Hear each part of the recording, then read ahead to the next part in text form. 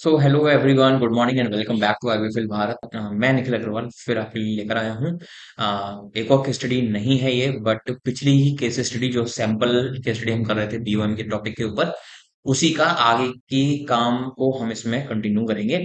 तो पिछले वाले केस स्टडी में आपने ये देख लिया था कि हमने किस तरह से प्रोडक्शन के लिए रॉ मटेरियल यानी कि कंपोनेंट जो हमारे असेंबल होने हैं वो सब हमने बनाए थे। साथ ही साथ हमने फिनिश प्रोडक्ट जो हमारे बन के तैयार होने हैं फिनिश ग्लू डाउन के लिए, वो हमको किस किस तरीके से उसमें बनाने हैं। अब परचेज हमने कर लिए थे सारे कंपोनेंट्स, तो आज का काम जो हम शुरू करने वाले हैं वो होगा प्रोडक्शन से, और साथ में हम उसको बेचेंगे भी।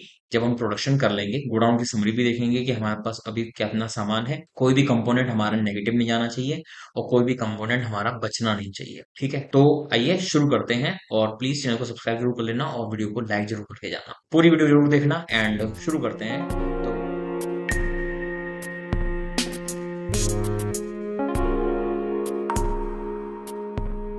तो तो कंपनी आपके सामने ऑलरेडी हमने खोल रखी है और यहाँ पर हम करने वाले हैं अब प्रोडक्शन से शुरुआत। ठीक है, प्रोडक्शन अब हम करने वाले हैं और यहाँ पर आपको ये प्रोडक्शन दिखने लगा है। इधर से हमको चूज करनी है अपना बीओएम का नाम, उससे पता लगेगा हम क्या बनाने वाले हैं। हमने बनाया एचपी कॉम i3 और यहाँ पर हम बनाने वाले हैं 200 रुपए का एक्स्ट्रा एक्सपेंस जो था वो हमारा ऑलरेडी यहाँ पर आ रहा है।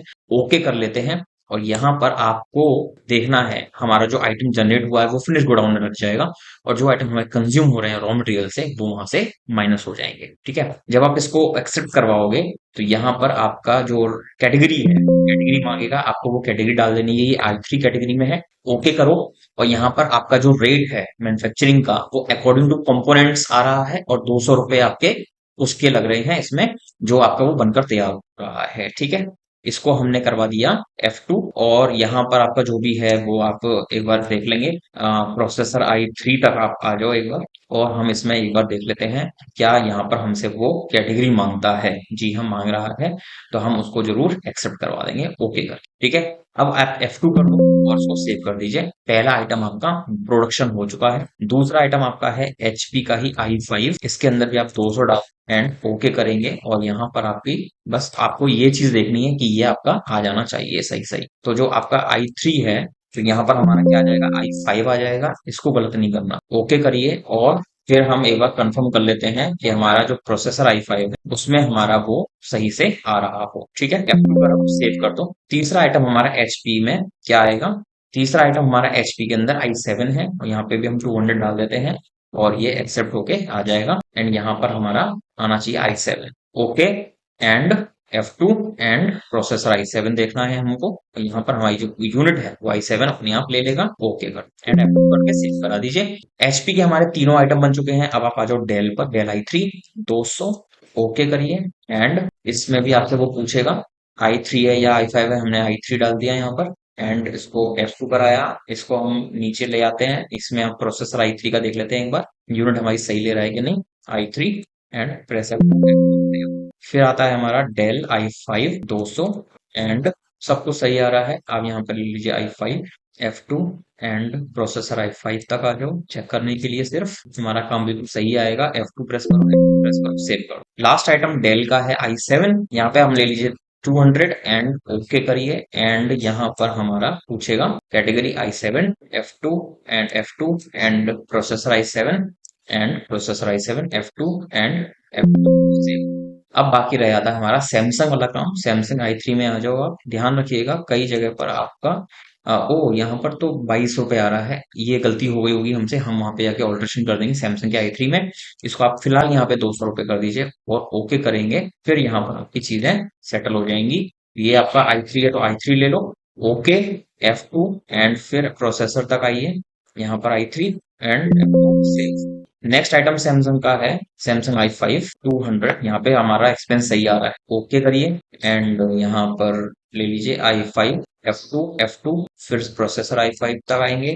फिर यहाँ पर i5 F2 से लास्ट आइटम हमारा सैमसंग का है सैमसंग i7। फिर यहाँ पर हमने ले लिया इसको 200 एंड ओके। एंड यहाँ पर भी हमारा i7 okay okay and processor i7 तक आएंगे एंड फिर इसको एक्सेप्ट करवाएंगे i7 से।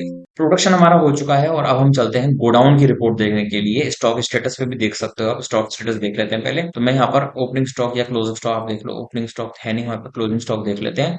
हिरारकी देखना चाहो हिरारकी देख लीजिए। हिरारकी में ओपन कर लेते हैं, डिटेल्ड ओपन कर लेते हैं ऑल आइटम एंड 1 एमसी, सिर्फ 1 एमसी अभी फिलहाल हम देखते हैं। फिनिश गोडाउन ऑलरेडी यहाँ पे दे रहा है, 1/4 की डेट है। ओके करोगे तो यहाँ पर आपके पास ये सारा आइटम इस तरह से आपको नजर आएगा।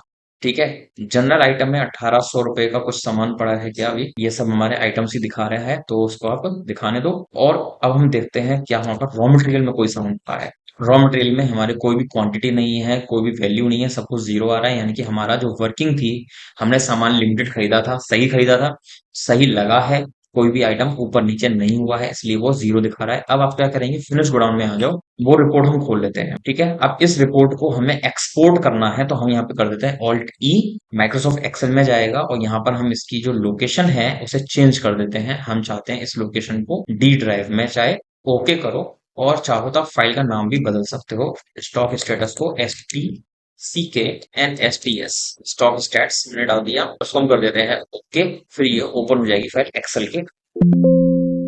ठीक है। यहाँ पर हमारी जो फाइल है वो एक्सेल के अंदर ओपन हो गई है। हमको जो जो चीजें इसमें नहीं चाहिए, जैसे ये जीरो क्वांटिटी वाली आइटम्स हैं, इनको आप सेलेक्ट करके माइनस, कंट्रोल माइनस करके हटा दीजिए। ये भी हम हटा देते हैं कंट्रोल माइनस करके। और हमको जो मेन चीज चाहिए वो है हमारी एवरेज प्राइस, ये बात। तो इसके अलावा जो हमारी चीजें हैं वो हम यहाँ से हटा देते हैं। ठीक है। कंट्रोल माइनस, और हमारा ये भी हम हटा देते हैं यहाँ से, कंट्रोल माइनस। और जो चीजें हमारी जीरो हैं यहाँ पर, इसको भी हम हटा देते हैं, जीरो। इन रोज को हमें सेलेक्ट कर लेना है, कंट्रोल माइनस कर दीजिए। इसी तरह से एचपी को सेलेक्ट करना है, कंट्रोल माइनस कर दीजिए। और इसी तरह से सैमसंग को भी कंट्रोल माइनस कर देते हैं। मेन चीज, हम इस वाली चीज पे क्यों आए, हम इस पे इसलिए आए जैसे कि हम इस पे प्रॉफिट मार्जिन ऐड कर पाए बेचने के लिए। मान लीजिए मेरे पास दो प्रॉफिट मार्जिन है, एक मैंने ले लिया 14% का और एक मैंने ले लिया यहाँ पे 18% का। या फिर मैं एक काम करता हूँ, 10% का हिसाब से करते हैं, एक हम यहाँ पे 15% के हिसाब से कर लेते हैं और एक हम यहाँ पर 20% के हिसाब से कर लेते हैं। तो हमारी कैलकुलेशन कैसे होगी वो ध्यान रखिएगा। तो पहले मैं एक काम करता हूँ, इसको थोड़ा सा अरेंज कर लेता हूँ properly, alt H BA, and ये जो हमारा पार्ट है इस पूरे को हम ऑल्ट एच MA कर देते हैं, मर्ज हो जाएगा। इस पूरे को भी हम ऑल्ट एच MC कर देते हैं, इसको भी हम ऑल्ट एच MC कर देते हैं, और इसको भी हम ऑल्ट एच MC कर देते हैं, और फिर ऑल्ट एच BA कर देते हैं एंड ऑल्ट एच AM कर देते हैं। फिर हमकी ये जो फाइल बन जाएगी, इसको हम मर्ज करके यहाँ पे लिख देते हैं सेल्स प्राइसेस। ठीक है। और इन दोनों को मर्ज कर देते हैं, alt H MC, alt H MC and alt H MC। और इनको अरेंज करने के लिए ऑल्ट एच AM कर दीजिए, तो ये ऐसे हो जाएगा। उसको बोल्ड कर देते हैं एंड कंट्रोल U कर देते हैं। ठीक है। अब हमारी जो प्राइसेस आएंगी वो आएंगी यहाँ पर, नई प्राइसेस जो आएंगी सेल वाली। इक्वल करिए, फॉर्मूला ध्यान रखिएगा कैसे लगा रहा हूँ, ये प्लस इसी का 10%। 10% को आप लॉक कर दीजिए, क्योंकि आपका ये कॉमन सेल है जो आपको यूज करना है ऑल ओवर। तो मैंने इसको F4 प्रेस करके लॉक कर दिया है, यानी कि उसको मैंने एब्सोल्यूट रेफरेंसिंग लगा दी है। इसको आप कंट्रोल D कर दो, ये आपकी न्यू प्राइसेस आ जाएंगी बेचने वाली। इसको एक काम और कर दीजिए, आप इनको सेलेक्ट करिए, वैल्यूज फॉर्मेट में कर दो, अमाउंट फॉर्मेट में कर दो, ऑल्ट एच के, फिर आप 15% वाले पे ले लो, ये प्लस सी का 15% एंड F4 प्रेस करके हमने इसको कर दिया लॉक। ये आपकी, अगर आप 15% प्रॉफिट पे बेचते हो तो, फिर अगर आप 20% प्रॉफिट पे बेचते हो तो आपका क्या प्राइस रहेगा, ये प्लस इसका 20% एंड F4 प्रेस करके लॉक, एंड ये आपका कंट्रोल टी। यानी कि आपका जो कंप्यूटर है बनकर तैयार हो रहा है 23,180 का, बट आप उसको बेचोगे 25,498 पर, या 26,657 पर, या फिर 27,816 पर। ये आपको देखना है कि मार्केट कॉम्पिटिशन कैसा है और आपको उसकी सेलिंग प्राइस 10%, 15%, 20% में से किस पे रखनी है। ठीक है। अब हम चलते हैं और सेल प्राइस की बात करते हैं, सेल कैसे करता है वो हम करते हैं। ठीक है। ये आपकी रिपोर्ट हमने एक्सपोर्ट कर ही ली है एक्सेल पे, तो हम एक्सेल की रिपोर्ट को टॉगल करेंगे ऑल्ट प्लस टैब से, और फिर हम सेल करेंगे। यहाँ पर ट्रांजैक्शन के अंदर हम सेल पे आ गए और ऐड करते हैं।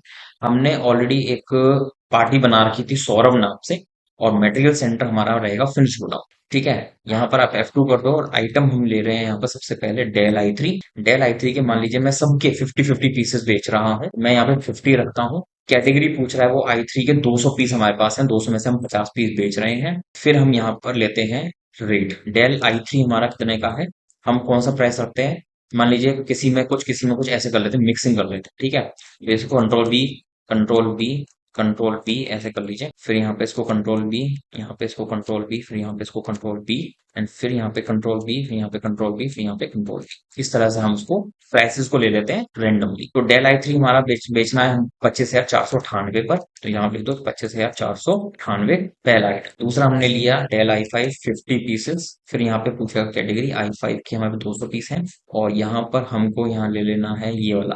28,957, फिर हम लेते हैं Dell I seven 50 pieces under आई7। ओके करिए, और यहाँ पर हमारा जो रेट है 35,616, 35,616 हमने ले लिया। फिर आप आ जाओ एचपी के अंदर। एचपी आई थ्री 50 पीसेस हम बेच रहे हैं। आई थ्री 200 पीस है हमारे पास, 50 पीस हम बेच रहे हैं एचपी के, ये हो जाएगा रेट हमारा 25,168। फिर आ जाइए आप एचपी आई फाइव पर 50 पीसेस, एंड ये आप ले लो, एंड रेट है इसका 28,612। फिर आप आ जाओ एच पी आई7 पर 50, एंड यहाँ पर आपका रेट आ जाएगा 35,256। Next is Samsung I three 50 pieces. Samsung I three है आपका 26,048।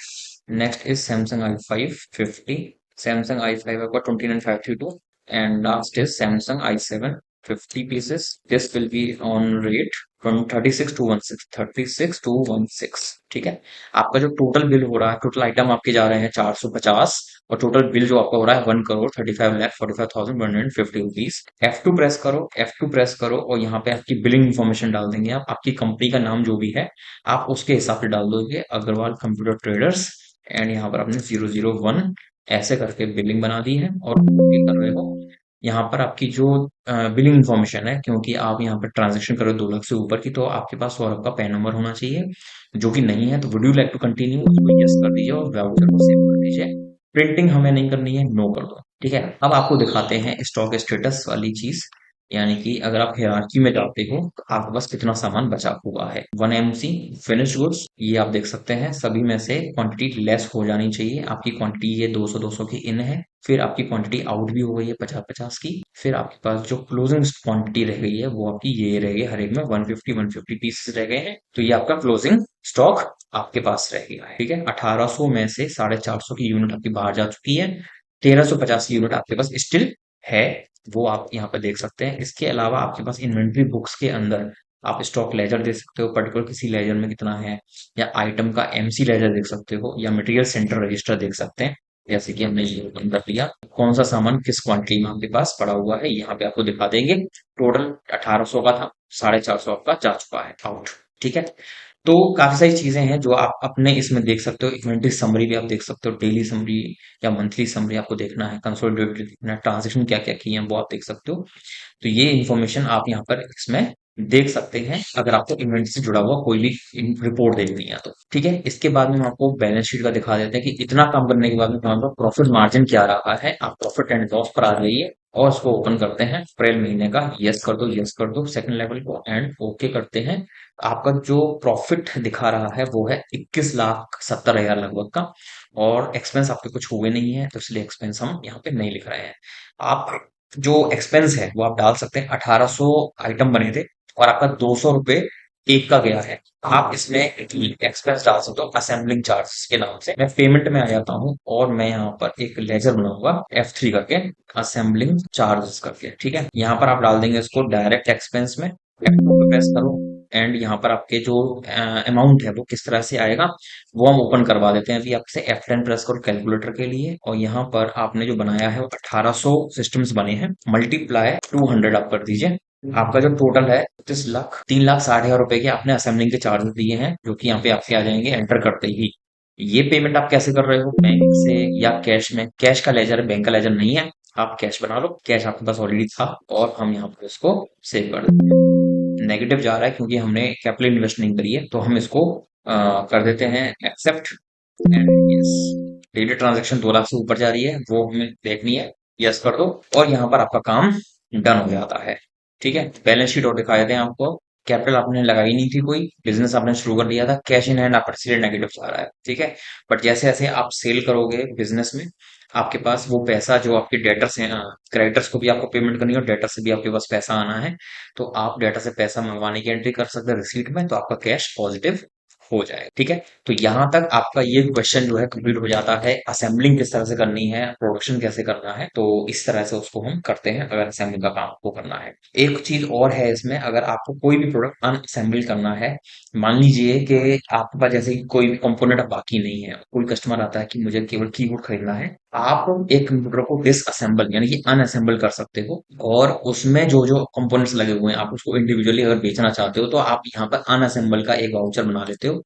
जैसे कि ये इस तरह से होता है, यानी कि क्या आप खोलना चाहते हो, क्या आप बनाना चाहते हो, उस तरीके से आपके वो सारे आइटम जो है वो बाहर आ जाएंगे, और आइटम जो है आपका जो फिनिश प्रोडक्ट था वो आपका कम हो जाएगा। ठीक है, तो यहाँ पर आकर हमारा ये वाला जो असाइनमेंट है, असाइनमेंट नंबर तो कुछ नहीं था, पर बीओएम टॉपिक का नाम था, और ये इसका दूसरा पार्ट है, ये हमारा पूरा हो जाता है। इसके बाद में अगर आपको कोई भी डाउट रह जाता है तो आप प्लीज मुझे जरूर पूछें, और हमारे चैनल को जरूर सब्सक्राइब कर लें। वीडियो पसंद आई हो तो लाइक जरूर करें, और जो क्यूआर कोड आपको राइट हैंड साइड नजर आ रहा है, उस क्यूआर कोड को स्कैन करके आप हमारे चैनल को सपोर्ट दे सकते हैं। तो फिर एक नए टॉपिक के साथ में आपके सामने आएंगे, और अभी फिलहाल चलते हैं और मिलते हैं आपसे अगले व्लॉग में। तब तक के लिए thanks for watching, good bye and see you soon, and Radhe Radhe.